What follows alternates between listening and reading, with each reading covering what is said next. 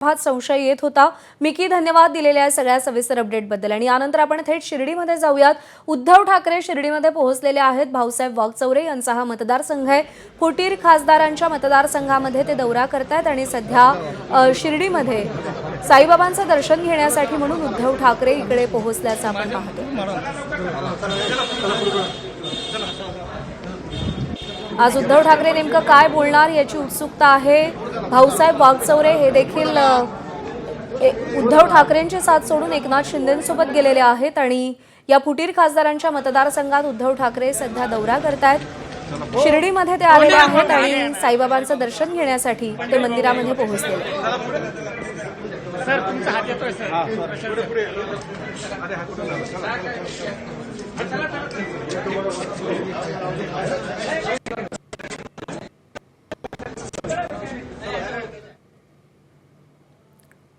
फुटीर खासदारांविरोधात उद्धव ठाकरे यांनी दौऱ्यांना सुरुवात केली। आज या दौऱ्यांचा शेवटचा दिवस आहे। भाऊसाहेब वागचौरे यांच्या मतदारसंघामध्ये उद्धव ठाकरे आज मेळावा घेणार आहेत कार्यकर्त्यांचा। स्थानिक पातळीवरती कार्यकर्त्यांना संघटित करण्यासाठी म्हणून हे प्रयत्न आपण पाहतोय। वेदांत नेब आपले प्रतिनिधी आपल्यासोबत आहेत। वेदांत, उद्धव ठाकरे साई मंदिरामध्ये पोहोचलेले आहेत, दर्शन घेणार आहेत। पुढचा दौरा कसा असेल?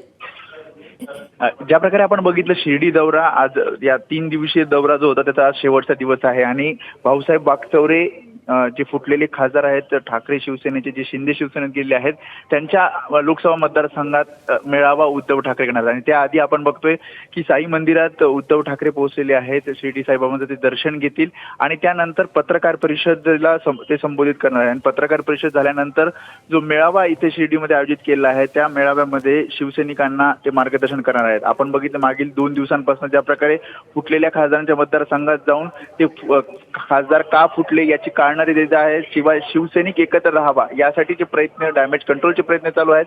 त्या अनुषंगानं आता हा शिर्डी दौरा सुद्धा उद्धव ठाकरेंसाठी महत्त्वाचा आहे आणि आता साई मंदिरात उद्धव ठाकरे शिर्डी साईबाबांचं दर्शन घेतील आणि त्यानंतर पुढच्या मेळाव्याला ते जातील।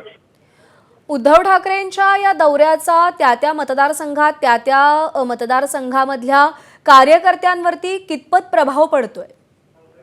ज्या प्रकारे एकतर पहिलं आव्हान त्यांच्यासमोर हे असेल की जे कार्यकर्ते आपल्या सोबत राहावेत, कारण खासदार फुटल्यानंतर किंवा एखादा मोठा नेता फुटल्यानंतर त्यांच्या सोबत कार्यकर्ते असतील, म्हणजे जिल्हा प्रमुख असेल, तालुका प्रमुख असेल, ते त्यांच्या सोबत राहतात, ते आपल्या सोबत राहावेत यासाठी स्थानिक पातळीवर स्थानिक नेत्यांना असेल किंवा आमदारांना असेल जबाबदारी उद्धव ठाकरे देत आहेत आणि त्या अनुषंगानं जी काही भाषणं होत आहेत त्यात सुद्धा ते सांगतायत की खासदार जरी फुटलेले असले तरी पक्ष आपल्याला मजबूत ठेवायचा आणि त्या दृष्टिकोनातूनच हे प्रयत्न मागील 2 दिवसांपासून केले जातात। विविध मुद्दे उद्धव ठाकरेंकडून मांडले जातात आणि आज या सगळ्या दौऱ्याचा शेवटचा मेळावा शिर्डीमध्ये होतोय आणि त्याआधी साईबाबाच्या मंदिरात दर्शन घेऊन पुढचा जो मेळावा असणार आहे जिथे उद्धव ठाकरे भाऊसाहेब वागचौरे यांच्या विरोधात हा सगळा मेळावा घेत आहेत, शिवसैनिकांना एकत्र करण्याचा ते प्रयत्न करतायत। त्यांचं असं म्हणणं आहे की मशाल चिन्हावरून निवडून हे सगळे खासदार आले होते आणि त्यामुळे खासदारांना जाब विचारा आणि खासदार का पळून गेले याचं कारण मी सांगतो, अशा प्रकारे हे सगळे मेळावे आपण मागील 2 दिवसांपासून उद्धव ठाकरेंचे पाहतोय।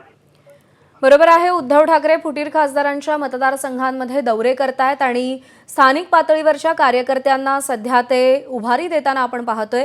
वेदांत, कोणकोणत्या मुद्द्यांवरती उद्धव ठाकरेंनी या दौऱ्यामध्ये भर दिलाय? पहिला मुद्दा तर खासदारांनी जे मुख्य कारण सांगितले की विकास निधी मिळत नाही आणि त्यामुळे आम्हाला या पक्षातनं महायुतीमध्ये जावं लागते किंवा एनडीएमध्ये जावं लागतंय, तो मुद्दा उद्धव ठाकरे खोडून काढताना आपल्याला पाहायला मिळतात।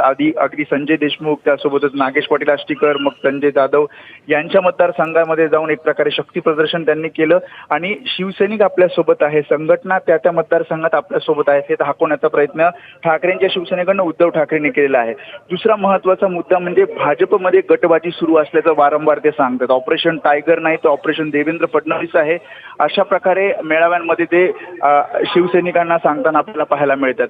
आणि सगळ्यात महत्त्वाचा मुद्दा म्हणजे जे खासदार फुटलेले आहेत ते खासदार जरी फुटले तरी स्थानिक आमदार असतील किंवा नेते असतील त्यांना विशेष जबाबदारी दिली जाते, कारण जी चर्चा आहे की खासदारांनंतर आमदार सुद्धा फुटतील, त्यामुळे आमदारांना महत्त्व देत, त्यांची जबाबदारी वाढवत, त्यांना ताकद देत हे सर्व मेळावे उद्धव ठाकरे करताना आपल्याला पाहायला मिळतात। बाकीचे मेळावे आपण पाहिले, त्यातली भाषणं देखील आपण पाहिली. शिर्डीमध्ये भाऊसाहेब वागचौरेंविरोधात बरीच नाराजी असल्याची देखील चर्चा आहे. आज उद्धव ठाकरे भाऊसाहेब वागचौरेंवर कसा निशाणा साधणार? ज्या प्रकारे आपल्याला आठवत असेल की खासदारांची बैठक त्यांनी 2 आठवड्यापूर्वी बोलवली होती, ज्यामध्ये कुणकुण लागली होती की खासदार फुटतील आणि त्यामध्ये भाऊसाहेब वागचौरे यांना सोबत ठेवण्याचा प्रयत्न ठाकरेंची शिवसेना करत होती. मात्र आजाराचं कारण देत, कौटुंबिक कारण देत या भाऊसाहेब वागचौरेंनी दुरावा ठाकरे शिवसेनेपासून आणि उद्धव ठाकरेंपासून कायम ठेवला आणि त्याच्यानंतर सुद्धा माध्यमांनी त्यांना विचारलं, तेव्हा ते सांगत होते की आपण शिवसेनेसोबत आहोत. मात्र ज्या प्रकारे 6 खासदार फुटले त्यामध्ये भाऊसाहेब वागचौरे सुद्धा होते. स्थानिक पातळीवरची जी नाराजी उफाळून येते त्यावर ते भाष्य करतीलच. मात्र नेमकी कारणं काय आहेत? अर्थातच निधीचं कारण सर्वच खासदार देत आहेत. त्या निधी वाटपावर सुद्धा त्यांनी मागच्या मेळाव्यात भाषण केलं आणि आता सुद्धा भाऊसाहेब वागचौरे का सोडून गेले याचं खरं कारण पक्षाच्या वतीनं उद्धव ठाकरे मांडताना पाहायला मिळते. आणि इतर जे मुद्दे आपण म्हटलं की एका स्थानिक नेत्याला एक जबाबदारी दिली जाते संघटना मजबूत ठेवण्यासाठीची, तशा प्रकारची जबाबदारी सुद्धा इकडच्या स्थानिक नेत्यांना, जिल्हा प्रमुखांना उद्धव ठाकरे देतील. वेदांत, धन्यवाद दिलेल्या या सगळ्या सविस्तर माहितीसाठी.